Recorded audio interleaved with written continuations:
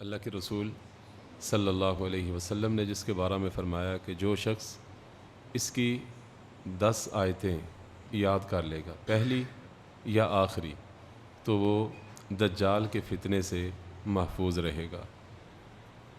دجال کے فتنے سے وہ شخص کیوں محفوظ رہے گا؟ اللہ اکبر! اس کے پیچھے بھی ایک راز ہے کہ اس سورہ مبارکہ کے شروع میں اللہ تعالیٰ نے اصحاب کہف کا قصہ بیان کیا ہے، ان نوجوانوں کا قصہ بیان کیا ہے جو اپنا ایمان بچانے کے لیے اپنے گھر بار اپنی عیش والی زندگی کو چھوڑ کر ایک غار کے اندر پناہ لیتے ہیں۔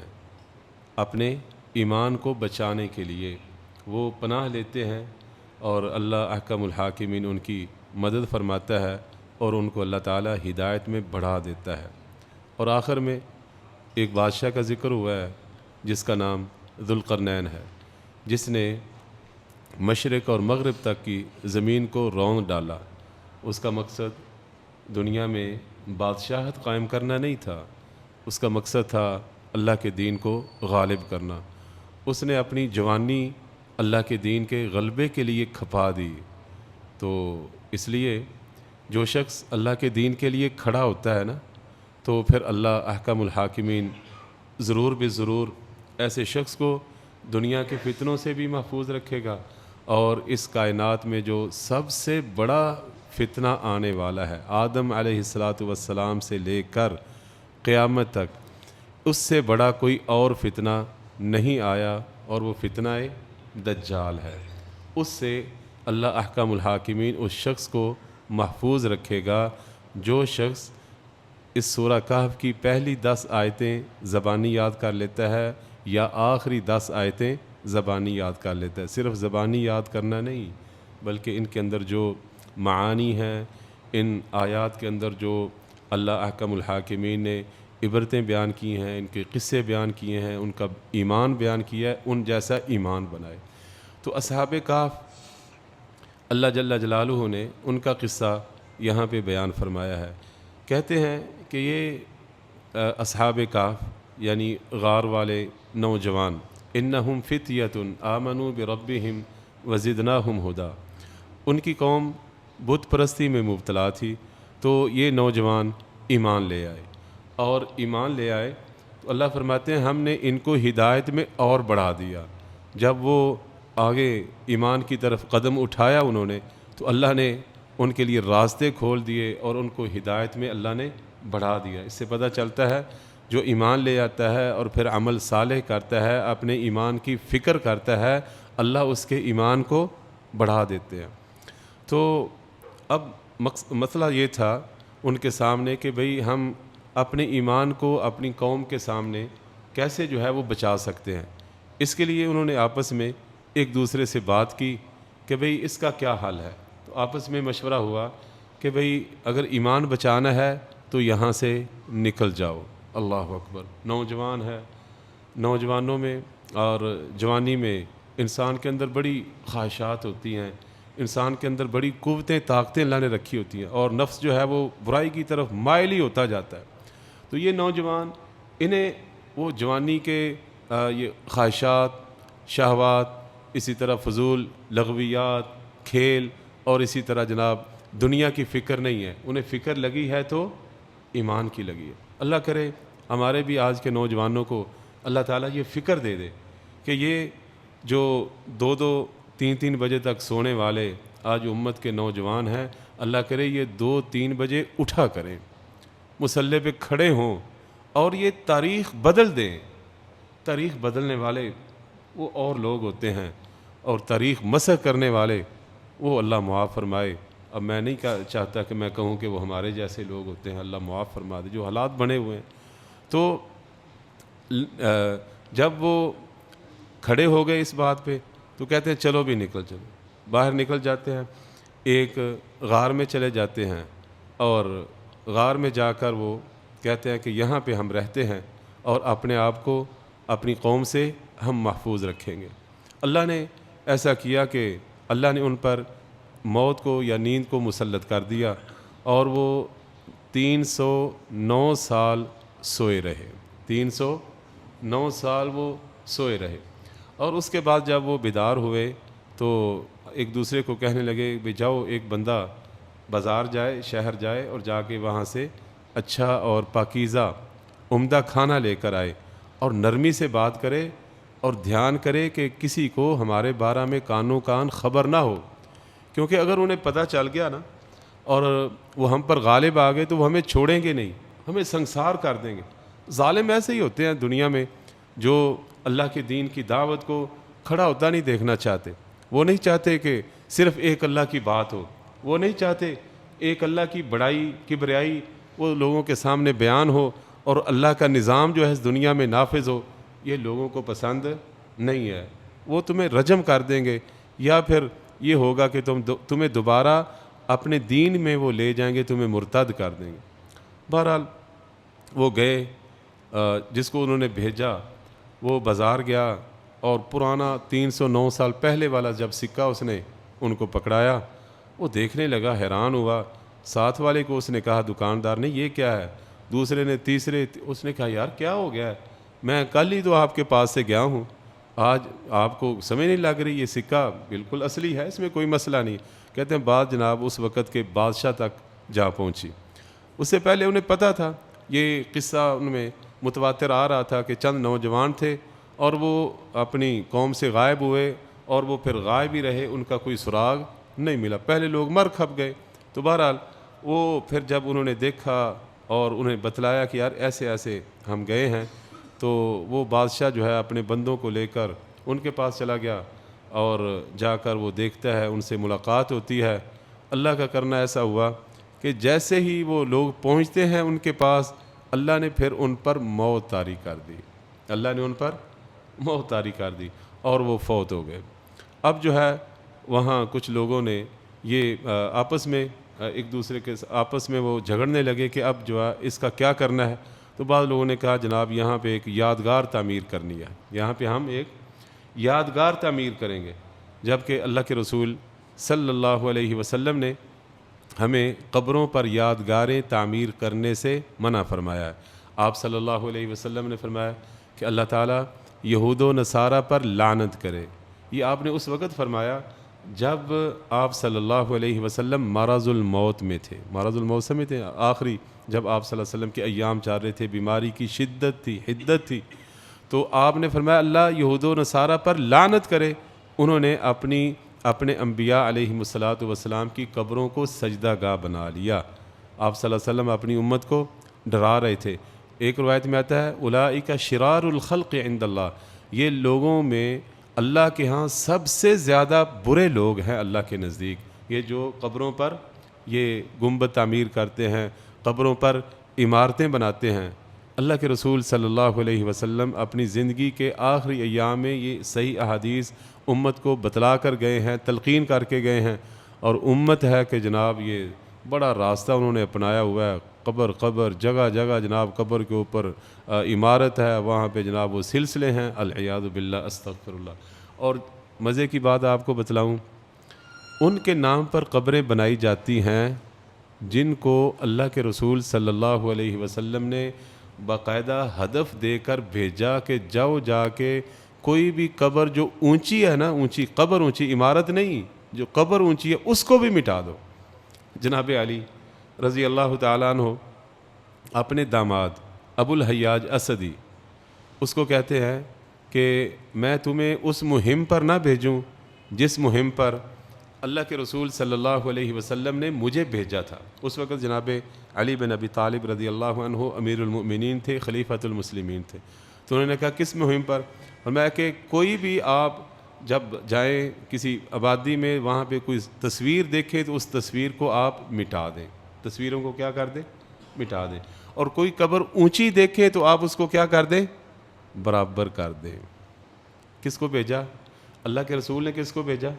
حضرت علی کو۔ حضرت علی نے کس کو بھیجا؟ اپنے داماد ابو الحیاج اسدی رحمہ اللہ کو، جاؤ جا کے یہ کام کرو۔ ہاں جی، کیا خیال ہے؟ کس کے نام پر قبریں بنی ہوئی ہیں؟ ہاں جی دیکھو جا کے پوچھو، ہاں جی کون ہے جی؟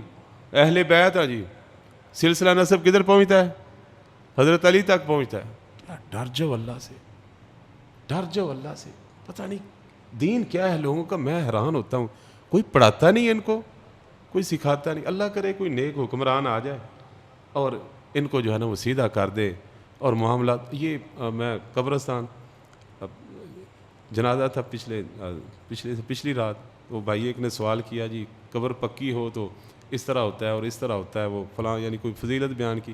اور میں نے کہا بھائی جان اللہ ہمارے حال پہ رحم کرے اور اللہ ہمیں اپنے عذابوں سے بچائے.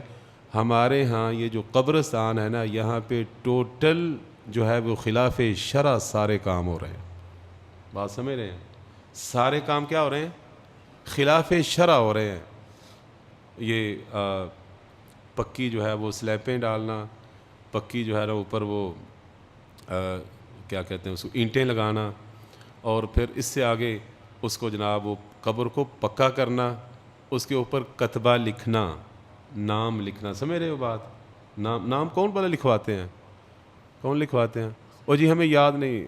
یہ وہ لوگ وہ ورثاء لکھواتے ہیں جنہوں نے جانا نہیں ہوتا، جنہوں نے جانا ہے اپنے عزیزوں کی قبر پر. انہیں کیا ضرورت ہے لکھوانے کی؟ پتہ ہے سیدھا ادھر ہی جائیں گے. لکھوانا جانا نہیں کبھی چلو جی کبھی کو ہوا کوئی جنازہ جائیں گے تو پتہ چل جائے گا. ڈرے اللہ سے. اللہ کے رسول صلی اللہ علیہ وسلم نے منع فرمایا. ہم نے ٹوٹل سارا ہی سلسلہ کا. اور پھر ایک قبر کی جگہ کتنی قبریں ہیں؟ 3 4 قبریں ایک قبر کی جگہ بن سکتی ہے. کچھ اور انہوں نے گھیرا ہوا ہے. اگر میں کہتا ہوں یہ بڑے مسائل بنے ہوئے ہیں ہمارے، اللہ معاف فرمائے، دیگر شہروں میں. ادھر بھی اب اعلان باقاعدہ لکھا ہوا ہے سرگودا کے قبرستان میں بھی کہ اب جو ہے وہ بھئی قبر کی جگہ یہاں پہ نہیں ہے. اور دیگر شہروں میں تو باقاعدہ جو ہے ہزاروں روپے جو ہے وہ لیتے ہیں اور پھر قبر کی جگہ دیتے ہیں. العیاذ باللہ یہ حالات. تو اگر وہ سیدھا کر دیا جائے، سنت پہ آ جائیں، معاملات ٹھیک نہ ہو جائیں گے. لیکن سنت میں آئے گا کون؟ وہ کہے گا یہ سارا نظام ہمارا دھڑام سے نیچے گر جائے گا. اور پھر گر جائے تمہارا نظام اور اللہ کا نظام آ جائے، اللہ اپنا نظام لے آئے، کوئی اللہ والا آ جائے.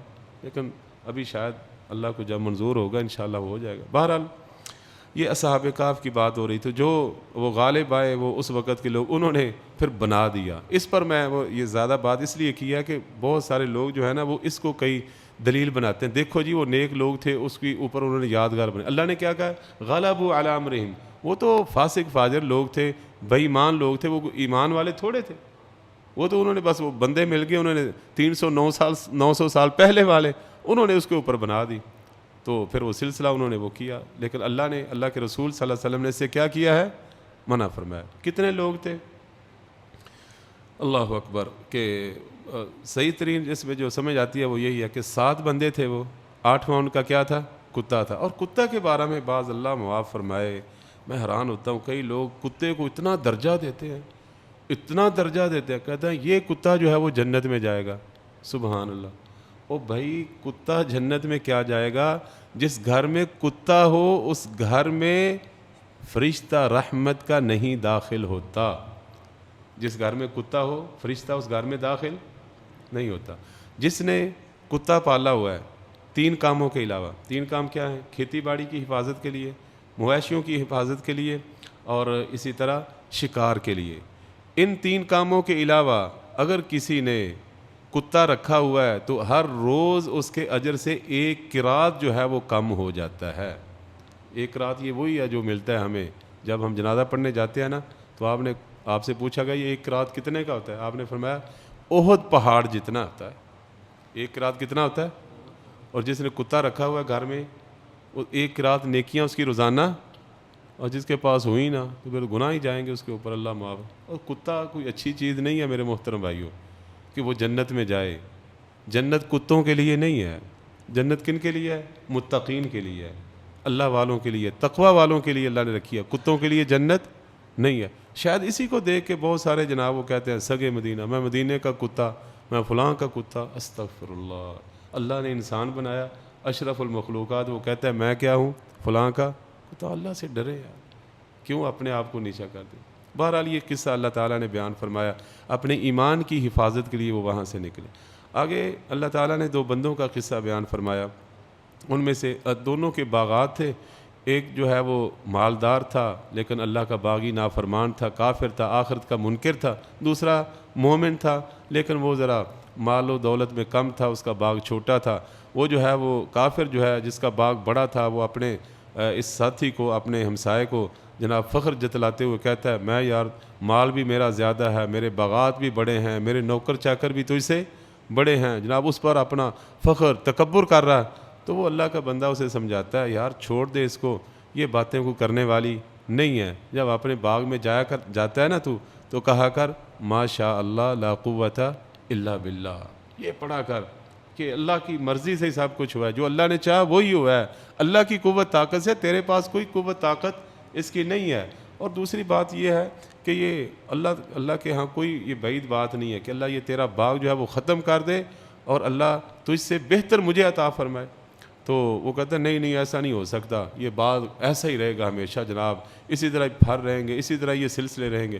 راتوں رات اللہ کی طرف سے عذاب آیا اور وہ باغ جو ہے وہ جگہ جو باغ والی تھی، اللہ کہتے ہیں فَتُصْبِحَ صَعِيدًا زَلَقًا، وہ چٹیل میدان بنا ہوا، سارا تباہ و برباد۔ اللہ کے آگے کون سی مشکل بات ہے؟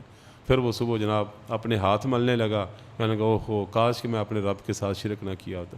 تو اللہ تعالیٰ اس طرح کی نشانیاں دکھاتا ہے۔ آگے جناب موسیٰ اور خضر علیہ السلام کا واقعہ اللہ نے بیان فرمایا ہے کہ موسیٰ علیہ السلام ایک دفعہ بنی اسرائیل میں درس دے رہے تھے، خطبہ دے رہے تھے، واعظ کر رہے تھے، تو بڑا عظیم الشان واعظ کیا۔ تو ایک بندہ پوچھتا ہے اے موسیٰ اہل زمین والوں میں سب سے بڑا عالم کون ہے؟ تو موسیٰ نے کہا میں اللہ سے کلام کرتا ہوں، مجھ سے بڑا عالم کون ہو سکتا ہے؟ کیوں جی بات بھی بنتی ہے، نبی کلیم اللہ، اس سے بڑا کیا اعزاز ہے؟ تو موسیٰ علیہ السلام نے کہا میں سب سے بڑا عالم ہوں۔ اللہ کو اس بات پہ بڑا غصہ آیا، اللہ کو یہ حدیث کے الفاظ ہیں، بڑا غصہ آیا، عاتبہ اللہ نے اس پر ڈانٹ پلائی کہ آپ نے یہ کیوں نہیں کہا کہ اللہ کو پتہ ہے۔ ادب سکھایا کہ کبھی بھی ایسا اپنے نفس کے بارے میں نہیں کہنا، عاجزی انکساری، یہ رسول اللہ صلی اللہ علیہ وسلم نے سکھائی ہے۔ بہرحال تو اللہ نے کہا کہ تجھ سے بڑا ایک عالم ہے۔ جناب موسیٰ کہتے ہیں یا اللہ وہ کہاں ہے، مجھے بتلاؤ، میں اس تک جانا ہے، میں اس سے علم حاصل کروں گا۔ موسیٰ کی تڑپ دیکھو، موسیٰ علیہ السلام کی حرص دیکھو، کہنے لگے کہ یا اللہ مجھے بتلاؤ اس بندے کے بارے میں کوئی نشانی، میں وہاں تک جاؤں گا، اس کے لیے ساری زندگی مجھے چلنا پڑے گا تو میں چلتا رہوں گا۔ اتنی بڑی تو اس کا مطلب ہے علم حاصل کرنے کے لیے ہمارے پاس بھی تڑپ ہونی چاہیے۔ یہ علم ہی ہوتا ہے جو درس ہوتے ہیں، یہ جو قرآن کی آیتیں ہوتی ہیں، حدیث ہوتی ہیں، لیکن اس کے لیے شاید ہم نے اپنا ذہن بنایا ہی نہیں کبھی۔ ہم نے کہا یہ درس دروس یہ مولویوں کے لیے ہے، بس ہم نماز پڑھی اور بھاگے، اور پھر نتیجہ کیا نکل رہا ہے؟ لا علمی جہالت کی وجہ سے لوگ کافر ہو رہے ہیں، لوگ ملحد ہو رہے ہیں، لوگ اللہ کے منکر ہو رہے ہیں اس پاکستان میں، لا علمی کی وجہ سے، جہالت کی وجہ سے۔ یہ یونیورسٹیوں کے اندر ہو رہا ہے، جو دانشگاہیں ہیں ہماری تعلیم کے جو مراکز ہیں وہاں پہ یہ ہو رہا ہے۔ بہرحال جناب موسیٰ وہاں پہ پہنچے، لمبا واقعہ ہے۔ تو خضر علیہ السلام کو سلام کہا، کہنے لگے ہاں جی کون؟ فرمایا موسیٰ۔ کون سا موسیٰ؟ موسیٰ بنی اسرائیل؟ ہاں جی۔ کیسے آنا ہوا؟ میں جی آپ کے ساتھ آپ کے پاس آیا ہوں علم سیکھنے کے لیے۔ میں ٹھیک ہے، لیکن موسیٰ جناب آپ میرے ساتھ صبر نہیں کر سکیں، میرے ساتھ نہیں چل سکیں گے۔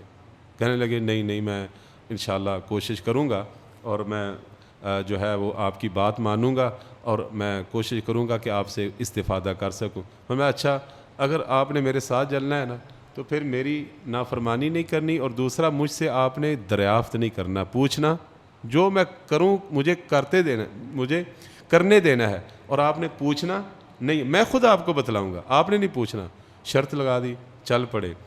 جیسے ہی چلے، آگے کشتی پہ سوار ہونا تھا، آگے سمندر آ گیا یا دریا آ گیا، تو دریا میں کشتی والوں نے جناب خضر کو پہچان لیا، بغیر اجرت کے، بغیر کرائے کے انہوں نے ان کو بٹھا لیا۔ تو موسیٰ علیہ السلام بھی ساتھ بیٹھ گئے، چل پڑی کشتی۔ جب اترنے کے قریب ہوئی تو جناب خضر نے تیشہ لیا۔ تیشہ سمجھتے ہیں؟ یہ جو ترخانوں کے پاس ہوتا ہے لکڑی کو کاٹنے والا، تو وہ اس سے نا لکڑی کی ایک کشتی کی ایک تختی جو ہے نا وہ اس کو کاٹنے لگے، اس کو وہ جو ہے نا کاٹنے لگے۔ تو جناب موسیٰ علیہ السلام کہنے لگے یہ آپ کیا کر رہے ہو؟ کشتی میں سوراخ کر رہے ہو، آپ کشتی والوں کو ڈبونا چاہتے ہو؟ انہوں نے بغیر اجرت کے، بغیر کرائے کے انہوں نے ہمیں سوار کیا، اور آپ یہ ان کو صلہ دے رہے ہیں کہ آپ ان کی کشتی کو ہی ڈبو رہے ہو؟ آپ نے تو بہت بڑا معاملہ کر دیا۔ تو جناب خضر نے بڑے آرام سے کہا میں نے کہا نہیں تھا آپ صبر نہیں کر سکتے میرے ساتھ.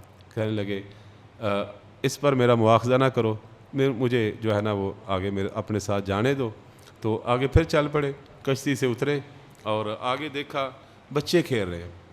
ان بچوں میں سے ایک بچہ جناب خضر نے پکڑا اور اس طرح جناب اس کے سر کو پکڑ کے اس کے جو ہے نا وہ گردن کو مروڑ دیا اور اس کو قتل کر دیا. اب یہ پہلے سے بڑا اور خطرناک معاملہ تھا. جناب موسیٰ سے رہا نہ گیا اور میں اقتلت نفسا زکیۃ بغیر نفس, بغیر کسی وجہ کے معصوم جان کو قتل کر دیا. لقد جئت شیئا نکرا, بہت بڑا منکر جو ہے, بہت بڑا گناہ کر دیا آپ نے. جناب خضر نے کہا میں نے کہا نہیں تھا آپ صبر نہیں کر سکتے. کہنے لگے اچھا چلو آخری بار ایک موقع اور دے, اس کے بعد اگر میں نے آپ سے پوچھا تو ٹھیک ہے, پھر مجھے واپس بھیج دینا. چل پڑے. آگے ایک بستی آئی, بھوک لگی ہوئی تھی تو دیکھا کشتی بستی والوں سے انہوں نے ضیافت طلب کی. اور یہ حق ہے, جب کوئی بندہ کسی بستی میں جائے تو بستی والوں کا حق ہے وہ مہمانوں کی کیا کرے, مہمان نوازی کریں, ان کی مہمان نوازی کرے, بخیل نہ بنے.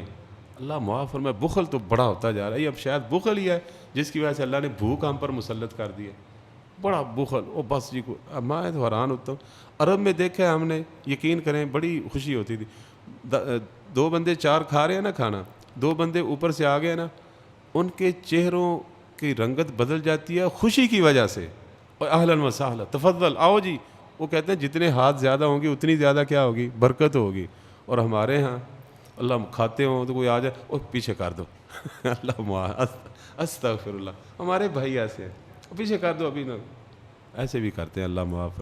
تو انہوں نے کھانا مانگا, مہمان نوازی, تو انہوں نے مہمان نوازی سے انکار کر دیا. آگے گئے تو دیکھا ایک دیوار جو ہے وہ بالکل گرنے والی تھی, دیوار گرنے ہی والی تھی.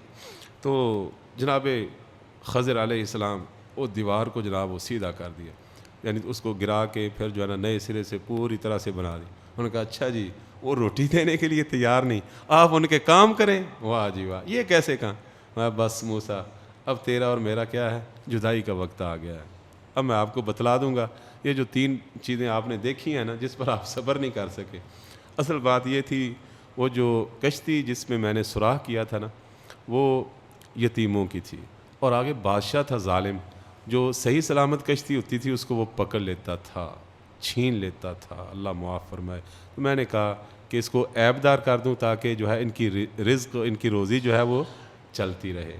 اور جو بچہ تھا وہ بڑا ہو کر وہ سرکش بننے والا تھا اور اس نے اپنے والدین کو بھی کیا کرنا تھا, کفر کی طرف لے جانا تھا. یہ خدشہ تھا, اس لیے میں نے اس کو کیا کر دیا, قتل کر دیا تاکہ اس کے والدین محفوظ رہیں. اور یہ جو دیوار تھی نا یہ 2 یتیموں کی تھی, 2 یتیم تھے اس شہر میں, اور اس دیوار کے نیچے خزانہ تھا. اگر ابھی دیوار گر جاتی نا تو پھر کیا ہونا تھا, پھر یتیموں کا مال لوگوں نے کھا جانا تھا. ہاں جی چھوڑتے ہیں, بولیں جی اللہ, پلاٹوں پہ نظریں ہوتی ہیں, پتہ نہیں یہ قبضہ معافی اللہ معاف, دیکھتے ہیں کہاں پہ کو ملتے ہو ان کو جناب پکڑ کے اپنے نام لگوا کے, او لا لا لا لا, عدالت کچہریاں پر. اللہ سے ڈر جو, اللہ کی جب کچہری میں جاؤ گے کیا بنے گا.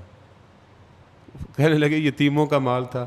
میں نے کہا جب بڑے ہو جائیں گے نا, اپنا دفاع کرنے کے قابل ہو جائیں گے, پھر اس وقت نکال لیں گے. اب ان کے لیے یہ گر جاتی تو وہ خزانہ ظاہر ہو جانا تھا اور پھر وہ ان سے چھن جانا تھا. اور یہ ایسا کیوں ہوا, کہتے ہیں وَقَانَ أَبُوهُمَا صَالِحًا, ان دونوں یہ جو یتیم بچے تھے ان کا باپ نیک تھا. ان کا باپ کیا تھا, کیا پتہ چلتا ہے, نیک بات ہو نا, نیک باپ, بچوں کی تربیت بھی ٹھیک کی ہو, خود بھی نیک ہو, اللہ تعالیٰ پیچھے اولاد کو بھوکا نہیں مرنے دیتا.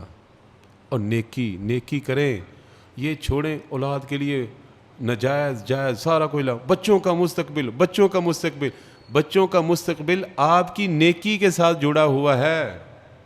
بچوں کا مستقبل آپ کی نیکی. کون ان اس قرآن پر کون ایمان لائے گا, کس کو فکر ہے کہ یہ جو اللہ جل جلالہ نے یہ قصے ہم پر بیان فرمائے. تو اصلاح.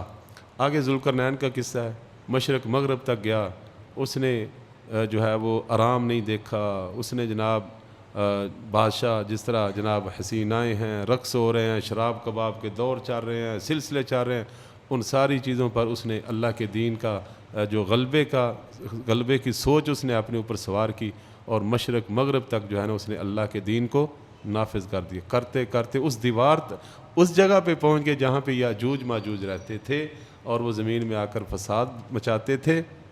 تو جناب ذوالقرنین نے ان کے لیے ایک دیوار بنا دی اور فرمایا کہ یہ دیوار جو ہے نہ وہ اس میں سوراخ کر سکیں گے اور نہ ہی اس کے اوپر چڑھ کے دوسری طرف آ سکیں، اب ان کو بند کر دیا ہے ایک جگہ، اب وہ پڑے ہوئے ہیں اور وہ روزانہ، حدیث کے الفاظ ہے، روزانہ اس دیوار کو وہ کرتے ہیں، توڑنے کی کوشش کرتے رہتے ہیں، تھوڑی سی رہ جاتی ہے، شام ہو جاتی ہے، پھر کہتے ہیں کل پھر دوبارہ جاتے ہیں، پھر جو ہے وہ اسی طرح ہو جاتی ہے۔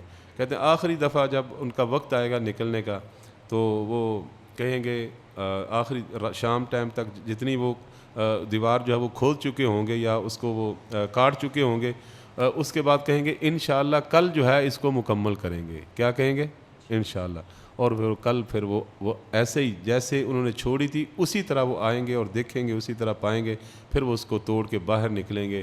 یاجوج ماجوج کے نکلنے کے ساتھ اللہ تعالیٰ جناب عیسیٰ علیہ السلام کو کہیں گے اب میرے بندوں کو لے کر پہاڑوں کی چوٹیوں پر چلے جاؤ، اور اب جو ہے ان کے مقابلے کی کوئی طاقت نہیں رکھتا۔ ان کی طاقت، وہ لمبا چوڑا ان کا قصہ ہے، یہ جو قیامت کی بڑی بڑی نشانیاں ہیں ان میں سے ایک ہی وہ بڑی نشانی ہیں۔ اس کے بعد پھر جو ہے وہ قیامت آ جائے گی العیاذ باللہ مزید کچھ نشانیوں کے بعد۔ تو یہ سورہ کہف ہے، اس میں بہت سارے اسباق ہیں، ہر جمعے والے دن اس کو پڑھا کریں، اس کی تلاوت کیا کریں اور اس کو سمجھ کر پڑھا کریں، انشاءاللہ دنیا بھی بہتر ہو جائے گی اور آخرت بھی بہتر ہو جائے گی۔ ھذا واللہ